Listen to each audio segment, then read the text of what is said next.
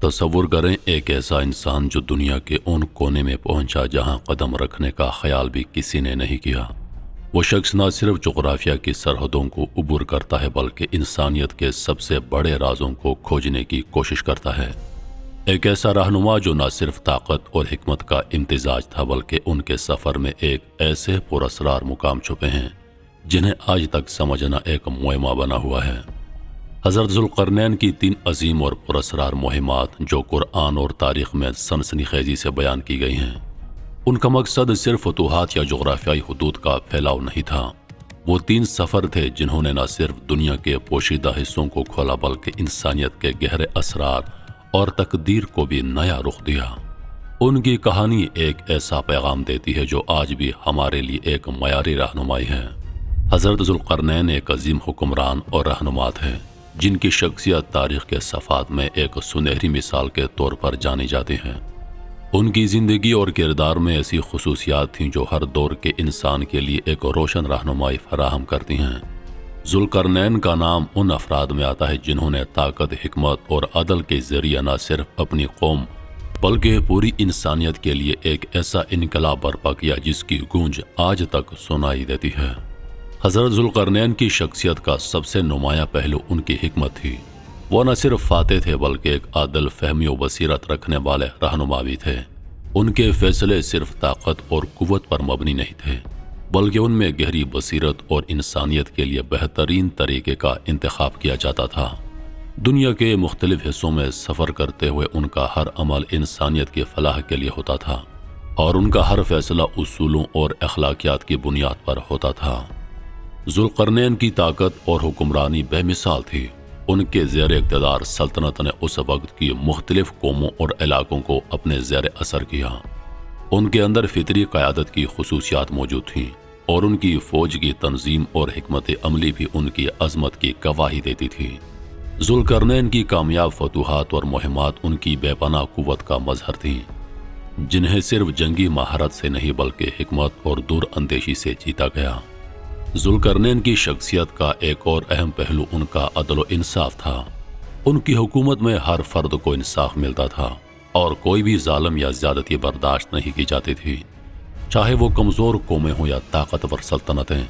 ذوالقرنین نے ہمیشہ عدل کی بنیاد پر اپنے فیصلے کیے۔ وہ انفرادی حقوق اور سماجی انصاف کے حامی تھے اور ان کی حکمرانی میں ظلم و جبر کا کوئی تصور نہیں تھا۔ حضرت ذوالقرنین کی شخصیت میں روحانیت کا عنصر بھی نمایاں تھا۔ وہ اللہ کے راستے پر چلتے ہوئے دنیا کے مختلف حصوں میں پہنچے اور ان کی کامیابیاں صرف ان کی ذاتی طاقت کا نتیجہ نہیں تھیں بلکہ اللہ کی ہدایت اور برکت کے ساتھ جڑی تھیں۔ انہوں نے ہمیشہ اپنی طاقت کا استعمال اللہ کے راستے میں کیا اور اپنی کامیابیوں کو خدا کی رضا اور فرمان کے مطابق پایا۔ ذوالقرنین کا ذکر قرآن مجید میں سورہ کہف میں آیا ہے جہاں ان کے 3 اہم سفر بیان کیے گئے ہیں۔ ان تینوں سفرات کا مقصد نہ صرف زمین کے مختلف علاقوں کا دورہ کرنا تھا بلکہ ان کے ذریعے انسانوں کی فلاح اور ان کے مسائل کا حل پیش کرنا بھی تھا۔ ذوالقرنین کے یہ 3 سفر ان کی حکمت، طاقت اور عدلیہ کی علامت سمجھے جاتے ہیں۔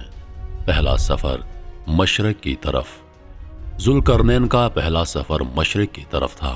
اس سفر میں ذوالقرنین نے سورج کے غروب ہونے کی جگہ تک سفر کیا جہاں اسے ایک ایسا علاقہ نظر آیا جس میں سورج اپنی روشنی کو غروب کرتا تھا۔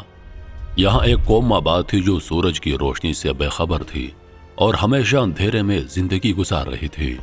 ذوالقرنین نے ان لوگوں کے ساتھ رابطہ کیا اور ان کی فلاح کے لیے کام کیا۔ یہ لوگ اپنی زندگی میں مشکلات کا شکار تھے اور نہ تو وہ خود کو بچا پاتے اور نہ ہی وہ دوسروں سے مدد مانگ پاتے۔ ذوالقرنین نے ان کی مدد کی، انہیں رہنمائی فراہم کی اور انہیں زمین کے بہترین وسائل تک رسائی دینے کی کوشش کی۔ ان لوگوں کی فلاح کے لیے ذوالقرنین نے ان کو تعلیم دی اور اپنے علم و حکمت کا استعمال کر کے انہیں معاشی اور ذہنی ترقی کی راہ دکھائی۔ دوسرا سفر مغرب کی طرف۔ ذوالقرنین کا دوسرا سفر مغرب کی طرف تھا جہاں اس نے سورج کے غروب کے مقام تک سفر کیا۔ اس سفر میں ذوالقرنین نے مغرب میں ایک قوم کو پایا جو اپنے حالات سے تنگ تھی۔ یہ لوگ زیادہ تر بربادی کا شکار تھے اور اپنی زندگیوں کو بہتر بنانے کی کوششیں کر رہے تھے۔ ذوالقرنین نے ان کی مدد کی اور ان کے مسائل کا حل تلاش کیا۔ اس دوران ان لوگوں کی فلاح کے لیے ذوالقرنین نے اپنی حکمت اور طاقت کا بھرپور استعمال کیا۔ یہاں بھی ذوالقرنین نے ان کی مشکلات حل کی اور ان کے حقوق کا تحفظ کیا۔ تیسرا سفر شمال کی طرف۔ ذوالقرنین کا تیسرا اور سب سے اہم سفر شمال کی طرف تھا۔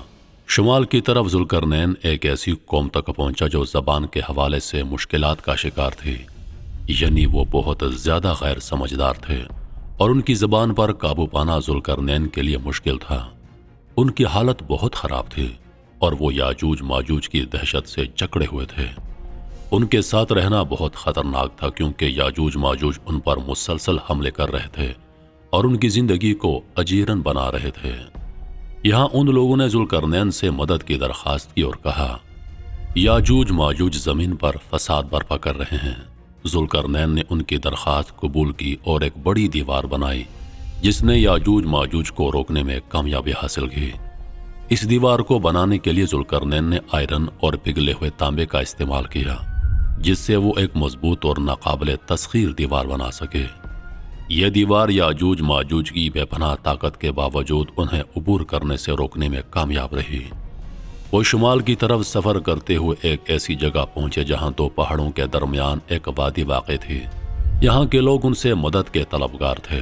ان کا مسئلہ یہ تھا کہ ایک خوفناک قوم یاجوج ماجوج ان کی زندگیوں کو تباہ کر رہی تھی۔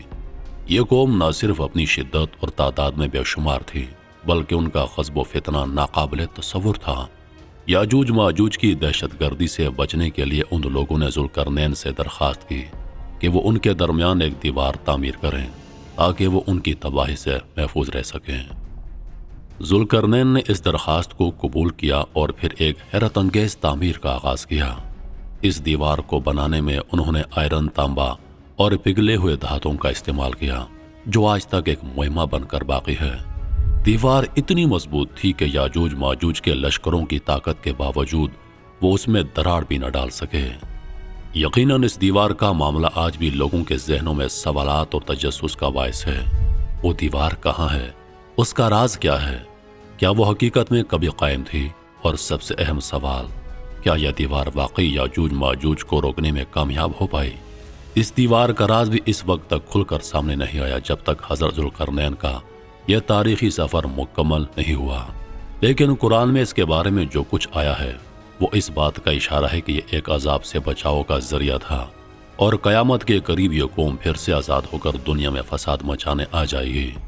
محترم ناظرین، اگلی ویڈیو میں ہم یاجوج ماجوج کا تفصیل سے ذکر کریں گے کہ یاجوج ماجوج کون سی قوم ہے، وہ دنیا میں کب کیسے آئے گی اور دنیا میں آ کر وہ کیا تباہی مچائے گی، اور یہ وقت قیامت سے کتنا پہلے کا وقت ہوگا جب یاجوج ماجوج دنیا میں آئیں گے۔ ان تمام باتوں کو جاننے کے لیے ہماری اگلی ویڈیو کا انتظار فرمائیے۔ انشاءاللہ تعالی جلد آپ کی خدمت میں حاضر ہوں گے۔ تب تک کے لیے خدا حافظ۔